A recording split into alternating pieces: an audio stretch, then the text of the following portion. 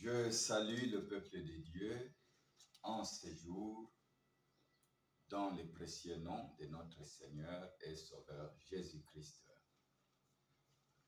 Je crois que vous êtes dans la joie de nous entendre, de nous suivre sur votre petit écran.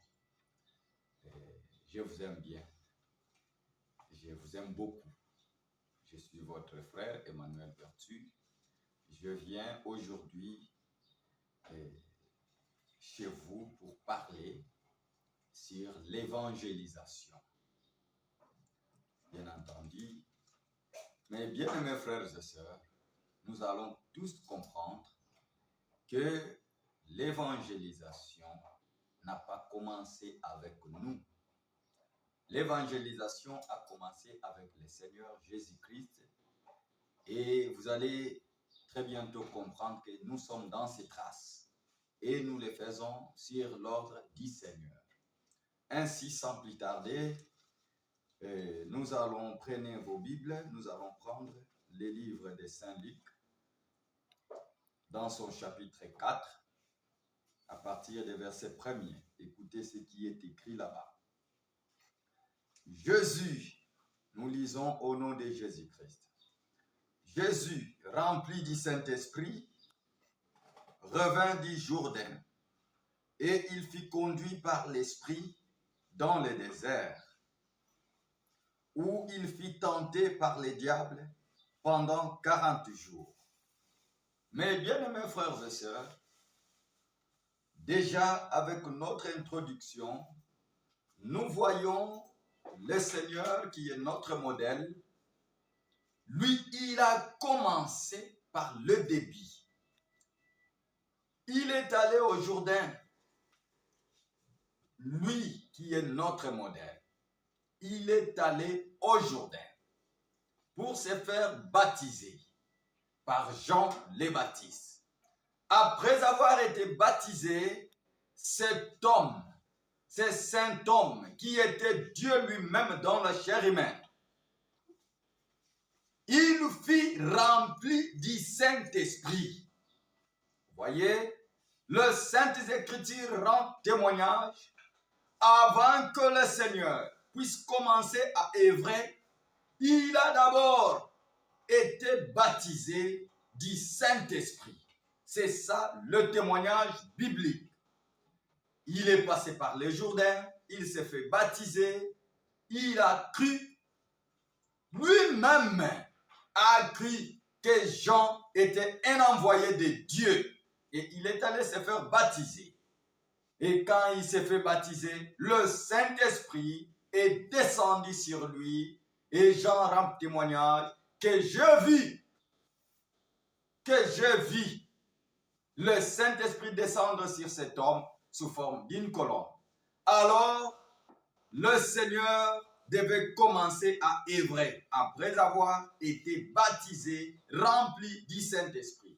C'est pourquoi je demande à tous les serviteurs de Dieu de ne pas être pressés pour aller évangéliser. C'est pourquoi il y a des jalousies, c'est pourquoi il y a de la haine, c'est pourquoi il y a des empoisonnements, c'est pourquoi il y a des fausses choses parmi les hommes qui se disent prédicateurs, serviteurs de Dieu.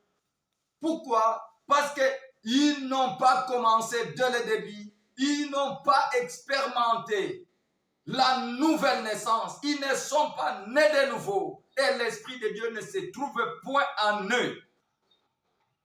Alors, le Seigneur a commencé, lui notre modèle, il a commencé par là. C'est pourquoi, mes bien-aimés frères et sœurs, nous avançons directement. Nous prenons le livre toujours dans Luc là-bas, dans son chapitre 10. Luc chapitre 10. Et ce qui est écrit là-bas. Dans son verset 1er. Après cela, le Seigneur désigna encore 70 autres disciples. Amen. Le Seigneur, pendant qu'il a commencé à œuvrer, il a désigné, il a choisi les disciples avec qui il devait travailler. Amen. C'est comme ça que Dieu travaille. Dieu appelle toujours des hommes avec qui il doit travailler. Et le Seigneur, c'est notre modèle. Il a appelé les gens. Il les a lui-même choisis pour travailler avec lui. Et ici, la Bible témoigne, après cela, après avoir choisi les 12, le Seigneur désigna encore 70 autres disciples. Et il les envoya 2 à 2. Amen. Il les envoya 2 à 2 devant lui dans toutes les villes, et dans tous les lieux où lui-même devait aller. Amen. Le Seigneur, notre Dieu, il n'est pas arrivé à Kinshasa pendant qu'il était dans la chair humaine. Il n'est pas arrivé au Congo. Il n'est pas arrivé en France là-bas. Il n'est pas arrivé, moi je ne sais où, en Allemagne. Non. Le Seigneur a voulu, c'est choisir des hommes habiles, des hommes disposés. Comme il est écrit, écoutez le maître de la moisson, il cherche. Qui travaillera pour moi aujourd'hui? Qui enverrai-je? Et Ésaïe dit, me voici Seigneur, envoie-moi. Un homme flexible à la parole de Dieu. Pas un incrédule, mais un homme flexible à la parole de Dieu. Il était flexible à la parole de Dieu. C'est-à-dire, Dieu a parlé, il a cru. Il n'a pas réfléchi comme les intellectuels d'aujourd'hui, soi-disant chrétiens. Quand tu lui prêches la parole, toi tu es à la lettre A, lui il est déjà en Z. Il réfléchit plus rapide que Dieu lui-même. Il est plus vite que la parole de Dieu. Et il commence à interpréter la parole de Dieu. Non, Dieu cherche des hommes flexibles à sa parole pour les envoyer. Ceux qui écoutent, regardez les rameaux. Quand l'air passe, ces rameaux doivent nous inspirer. Ils sont tellement flexibles quand l'air passe, tellement flexibles. Si le vent va de l'autre côté, les rameaux suivent. Si le vent va à gauche, les rameaux suivent. C'est ça, c'est le genre d'hommes que le Seigneur a besoin aujourd'hui pour œuvrer avec eux. Pas des hommes qui discutent sur la parole de Dieu, pas des hommes qui réfléchissent sur la parole de Dieu. Alors mes bien-aimés frères et sœurs, nous avons entendu qu'il désigna 70 autres et il les envoya 2 à 2 dans les lieux où le Seigneur lui-même devait aller évangéliser. C'est pour aller évangéliser. Dans les lieux où le Seigneur lui-même devait aller, alors le Seigneur désigna. Il désigna 70 autres. Et cette mission, c'est jusqu'aujourd'hui, le Seigneur travaille. Ce qu'il avait désigné là, la Bible dit, la promesse du Saint-Esprit est pour vous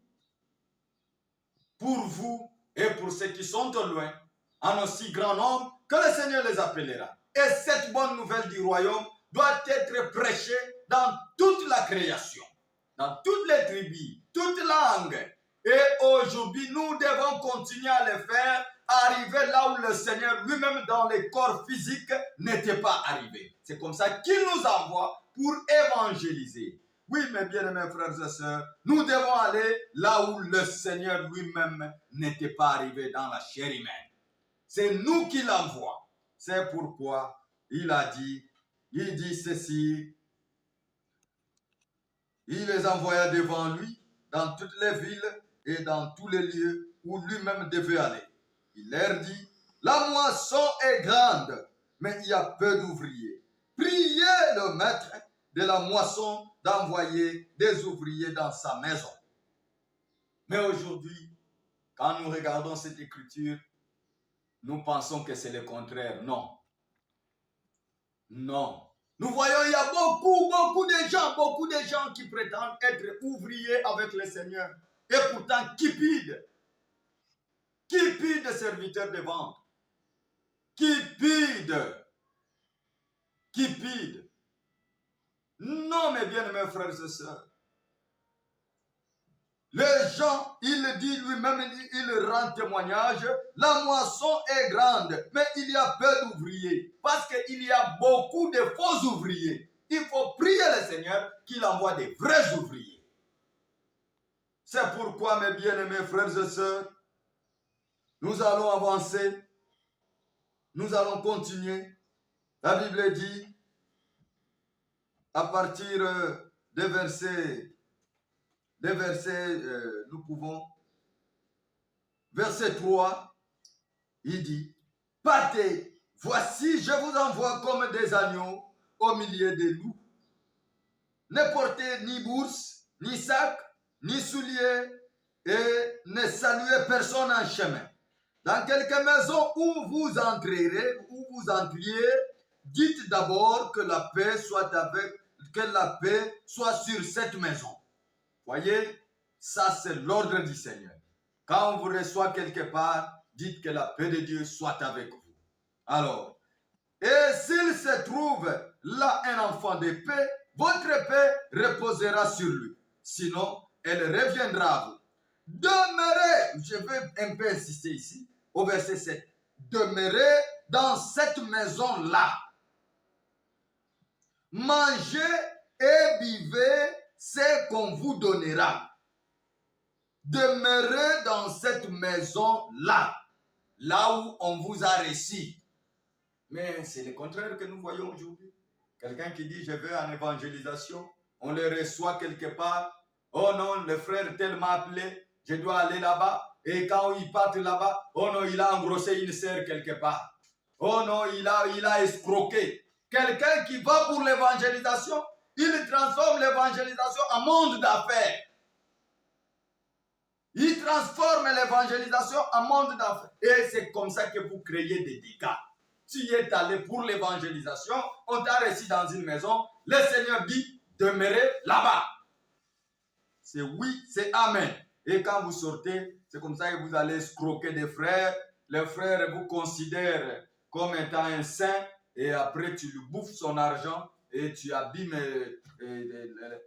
Toi, tu crois que tu es en train de détruire la réputation du Seigneur. Non, c'est ta propre réputation que tu détruis. Et le Seigneur te payera pour ça.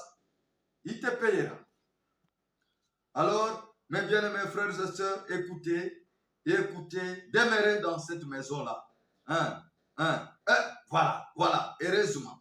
Demeurez dans cette maison-là. Mangez et buvez ce qu'on vous donnera. Mangez et buvez ce qu'on vous donnera.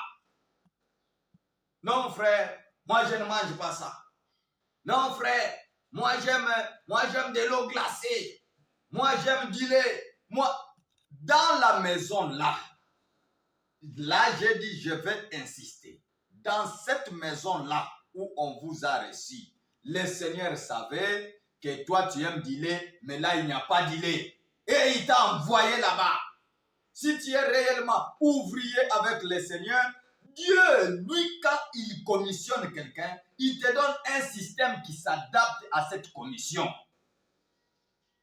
C'est-à-dire, si le Seigneur te donne une commission, il veut que tu puisses travailler pour lui. S'il te donne un ministère et que tu puisses travailler pour lui, s'il veut t'envoyer là où on mange seulement les chenilles, le Seigneur te donnera l'organisme qui va s'adapter à ça. Tu ne vas pas te fabriquer, non. Le Seigneur te donnera l'organisme adapté à ça, à ce système, à la commission qu'il t'a donnée. Et tu mangeras avec joie, et parce que c'est ce qu'il a dit, mangez de tout ce qu'on vous présentera. Parce que tout est purifié, sanctifié par la parole, sauf par motif de connaissance, de conviction. Voyez, mes bien-aimés frères et sœurs, car l'ouvrier mérite son salaire. N'allez pas de maison à maison. Amen. La parole de Dieu, elle est tellement merveilleuse, mais quand vous présentez ça comme ça, les gens se fâchent contre vous. N'allez pas de maison à maison. Mais toi, tu es allé évangéliser. Chez ce frère-là, qu'est-ce que tu es allé chercher si ce n'est pas l'argent? Escroc. Pourquoi? Qu'est-ce que tu es allé faire là-bas? Parce qu'ici, le maître de la moisson dit, n'allez pas des maisons là où on vous a reçu, restez là-bas. Toi, tu es allé chercher quoi là-bas? Dans cette maison-là, si tu n'es pas serviteur de ventre, le Seigneur lui-même connaît payer. S'il y a un bon payeur, c'est le Seigneur. Il sait que tu as besoin d'argent. Il peut te payer d'une manière ou d'une autre. Mais il dit, n'allez pas de maison en maison. Restez là où on vous a reçu pour ne pas faire calomnier le nom du Seigneur, pour ne pas causer des dégâts. Vous devez retourner à la parole de Dieu. Escrocs, repentez-vous. Ce message nous a été envoyé pour faire des escrocs des hommes saints. Et non pas pour que ceux qui sont saints deviennent des escrocs. Non. Non. J'ai dit non. J'ai dit non. Ce message, c'est pour nous convertir. C'est pour faire de nous des fils de Dieu honnêtes. Des filles de Dieu honnêtes en qui on doit mettre confiance. Des hommes en qui on doit mettre confiance. Confiance. On sait que si on veut faire les affaires d'argent, on doit faire avec des enfants de Dieu. Mais aujourd'hui, quelle honte! Quelle honte! Le nom du Seigneur est même calomnié par ceux qui devaient le faire louer ou glorifier. Quelle honte! Quelle honte! Je suis vivant parce que le Seigneur l'a voulu et je dois encore parler. Je dois lui servir parce que je suis flexible. Écoutez mes bien-aimés frères et sœurs. Il dit restez là. Restez là. N'allez pas de maison à non, n'allez pas de maison à maison. Dans quelque ville où vous entrerez, où l'on vous recevra, mangez ce qui vous sera présenté. C'est les Saintes Écritures. Mais moi, je me pose beaucoup de questions. Comme un pasteur là qui me disait, mais bien aimé, nous on a peur de recevoir les prédicateurs qui viennent de Kinshasa parce qu'ils nous conditionnent beaucoup. Non, frère. Non. Non. Pas seulement de Kinshasa. De partout. Ils nous conditionnent. Quand vous allez leur présenter ça, ils disent non, frère, moi j'aime prendre de l'eau glacée. Mais dans la brousse là-bas, vous allez trouver de l'eau glacée là-bas. Quelle honte! Faire insulter le nom du Seigneur. Faire insulter le nom du Seigneur comme ça. Quelle honte! Mais bien aimés frères et sœurs, la parole a été envoyée au peuple de Dieu. Et nous devons nous aligner à ce que le Seigneur dit. Nous devons nous soumettre à la parole de Dieu. Parce que la parole de Dieu, c'est ça notre vie. Nous devons nous référer nos vies à la parole de Dieu. Nous devons marcher comme les Saintes Écritures les réclament, comme les Saintes Écritures les déclarent. Écoutez la suite. Oui, mes bien-aimés frères et sœurs. Oh, dans quelque ville que vous entriez et où l'on vous recevra, mangez ce qui vous sera présenté. Ne soyez pas exigeants. Écoutez, guérissez le malade qui s'y trouveront. Amen. Voilà l'œuvre de l'évangélisation. Après avoir été des modèles, il dit, guérissez le malade qui s'y trouveront. Frère, ça je vous dis la vérité. Un homme qui est bien disposé, consacré, un homme que Dieu a agréé, que Dieu envoie en mission, ces choses doivent lui accompagner, doivent se manifester automatiquement. Il n'y aura pas de forcing. S'il y a un malade là-bas, l'homme que Dieu a envoyé, qui est dans la volonté parfaite de Dieu, Dieu le guérira. C'est Dieu qui guérit. Dieu le guérira. Mais chose grave, c'est ce qu'aujourd'hui nous trouvons le contraire. Quand le Seigneur dit guérissez les malades, nous devons le faire. C'est vrai que c'est lui qui guérit, mais nous devons obéir à ce qu'il a dit. Et nous devons vivre la parole de Dieu. Quand il dit guérissez, c'est guérissez. N'interprétons pas. On va suivre là-bas. Oh non, non, frère, ces frères-là veulent nous dire quoi? Non, mais ce n'est pas ces frères, c'est la Bible. C'est le Seigneur lui-même qui guérit, mais il utilise les hommes. Alors, écoutez. Oh, que notre Dieu. Le royaume de Dieu s'est approché de vous. Et dites-leur, le royaume de Dieu s'est approché de vous. Voyez, mes bien-aimés frères et sœurs, quelle joie de savoir que Christ notre Dieu, en nous, espérance de la gloire, Christ nous envoie pour faire son œuvre et non pas pour faire outrager son nom. Nous prenons les livres de... Passons un peu dans les livres de Luc là.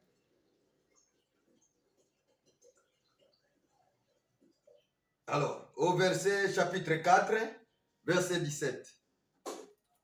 Nous pouvons commencer au verset 16. Il s'est rendu à Nazareth où il avait été élevé. Et selon sa coutume, il entra dans la synagogue le jour du sabbat. Il se leva pour faire la lecture et on lui remit le livre des prophètes Ésaïe. L'ayant déroulé, il trouva l'endroit où il était écrit « L'Esprit du Seigneur est sur moi, parce qu'il m'a oint pour annoncer la bonne nouvelle aux pauvres. » Voilà ce que nous devons faire. Annoncer, ce que l'évangélisation fait, c'est annoncer la bonne nouvelle aux pauvres. Annoncer le salut aux pauvres. Et le Seigneur sauve. Leur dire, le Seigneur sauve. Il m'a envoyé pour guérir ceux qui ont le cœur brisé, pour proclamer aux captifs la délivrance. Voyez, c'est ce que tout serviteur de Dieu doit faire. Quand l'Esprit de Dieu est en lui, il doit faire ça. Il doit faire ça. Pour proclamer aux captifs la délivrance et aux aveugles le recouvrement de la vie. Pour envoyer libres les opprimés, pour publier une année de grâce du Seigneur. Voyez mes bien-aimés frères et sœurs, en tant que serviteurs de Dieu, c'est ce que nous devons faire. Alors nous passons rapidement dans le livre de Matthieu, Matthieu chapitre 14. Matthieu chapitre 14, verset 34. Nous voulons déjà terminer. Matthieu 14, verset 34. Après avoir traversé la mer, ils vinrent dans le pays de Génézareth. Les gens de ce lieu ayant reconnu Jésus. Ici, je veux aussi que vous puissiez prêter votre attention. Les gens de ce lieu ayant reconnu Jésus envoyèrent des messagers dans tous les environs. Voilà, en quelque sorte, ces gens-là, c'était des hommes qui devaient évangéliser. On les a utilisés pour que le Seigneur évangélise. Donc, nous distribuons les invitations. Nous invitons les gens. Venez, venez. Les gens ont reconnu que le Seigneur était là. Et ils commençaient à inviter les gens. Venez. Ce n'est pas un péché. C'est le Seigneur lui-même qui a commencé avec ça. Il commençait à inviter les gens. Venez. Pourquoi? Parce qu'ils ont reconnu que le Seigneur est là.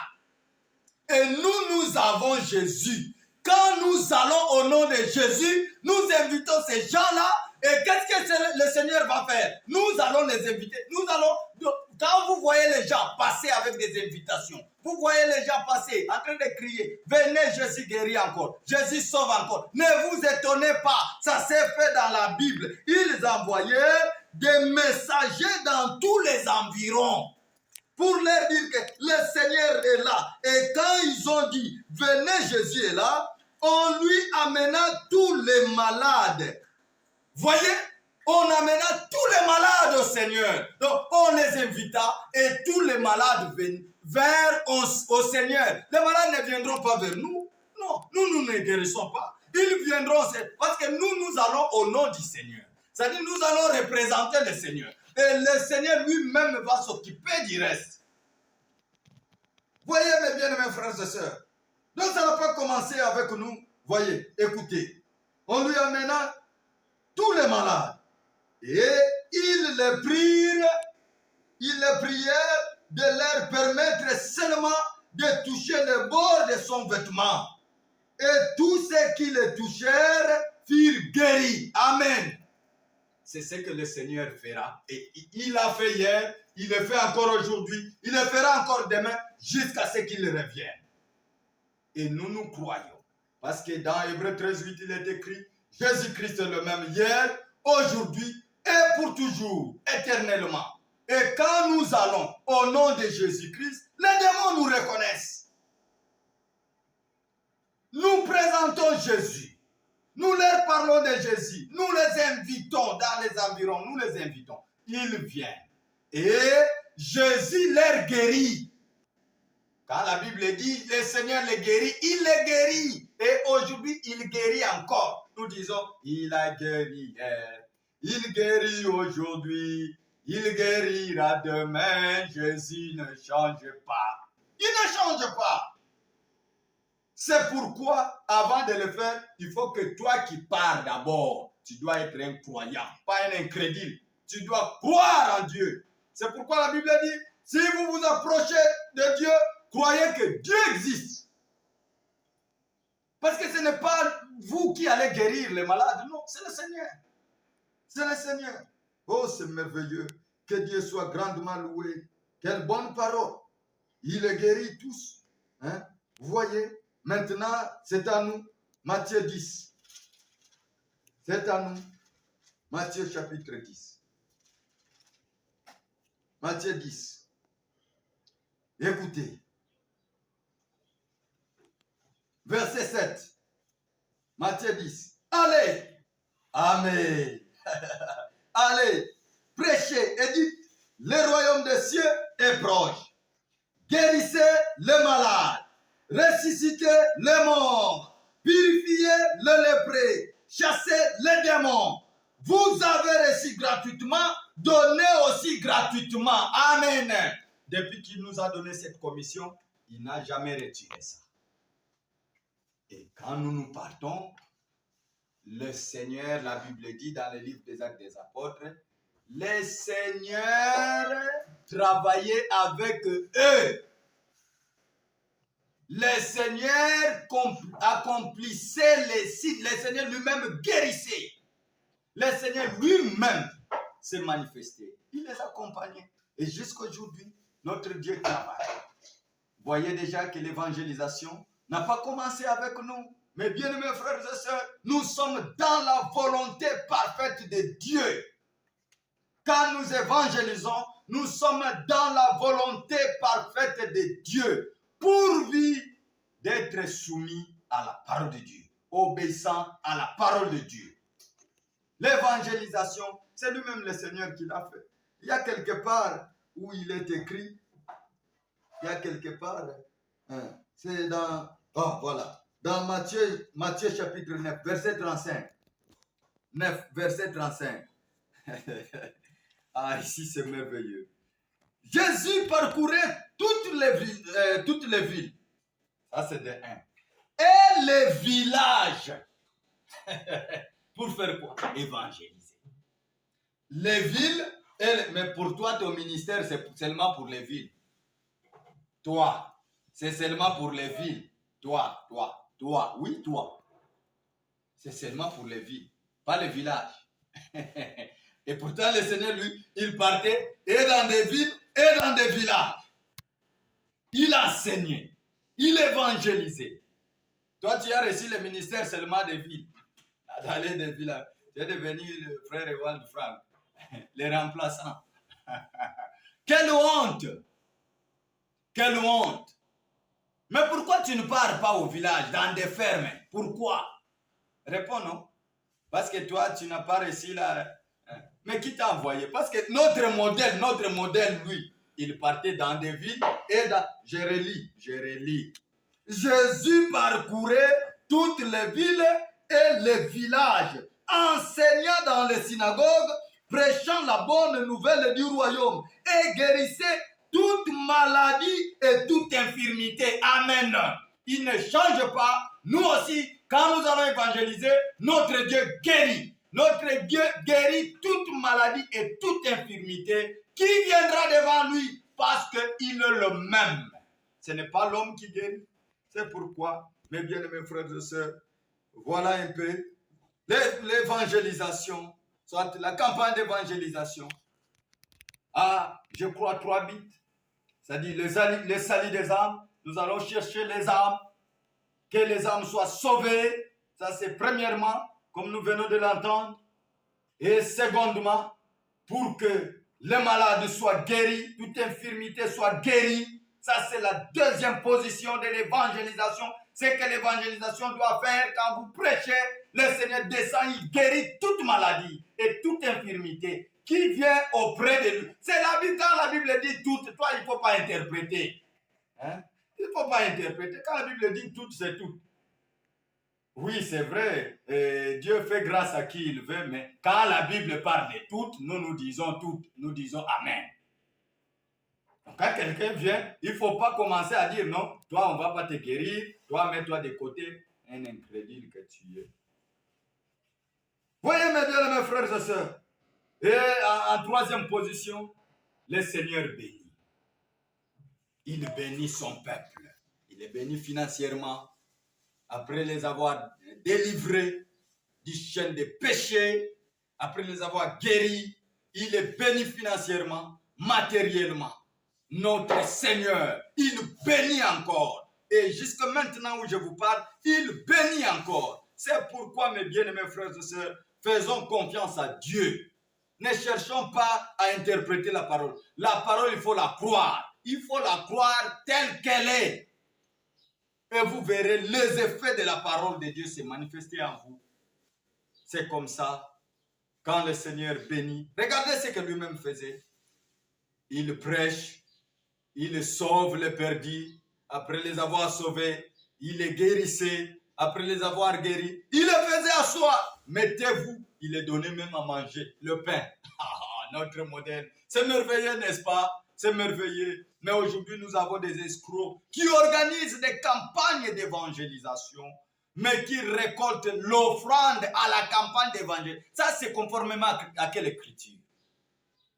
C'est quelle écriture sur laquelle vous vous appuyez? Le Seigneur lui-même, il leur donnait même à manger. Faites-les asseoir. Ils sont sauvés, ils sont guéris. Maintenant, ils doivent manger dans la chair.